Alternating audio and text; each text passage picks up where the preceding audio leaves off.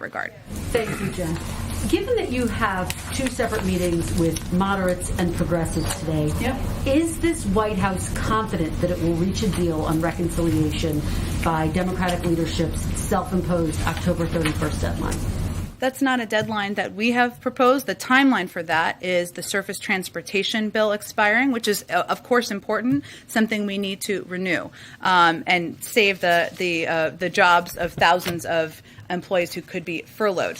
But what our effort is and our focus is on is continuing to make progress. And we are getting closer to an agreement on a path forward to deliver for the American people. The president believes in the value of meeting face to face, hence the meetings today and his full day of meetings today. And we believe his view of the urgency here is reflected in the views of a lot of these members he's meeting with as well. I hear you saying essentially that it's unlikely that you will reach, and I understand it's not your deadline, but still it's a deadline set by Democratic leadership.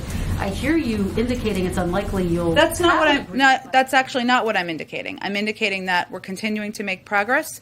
We're getting close to the final stages here. We're working to get agreement on a path forward. We're making progress on that. I'm not going to set new deadlines. I understand why you guys want them. They're not particularly constructive otherwise. Let me ask you about what Senator Manchin said. He said, I don't know how that would happen. He went further than you are going. How can the president press for urgency in these talks when one of the top negotiators clearly doesn't think that this is imminent, a deal? I think the president's view, which is shared by the vast majority of the Democratic caucus, is that he proposed these plans months ago.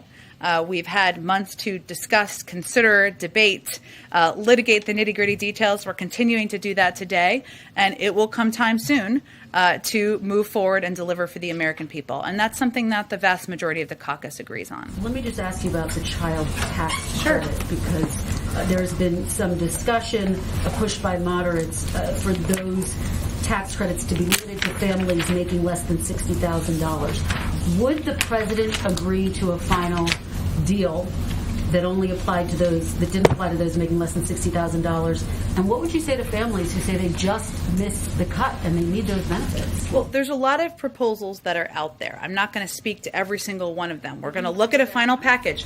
The president proposed an extension of the child tax credit. He has also supported, at times, as you know, income caps for a range of his proposals, including the child tax credit. But again, I'm not going to speak to individual proposals at this point. Can I ask you about Haiti, Jen, quickly?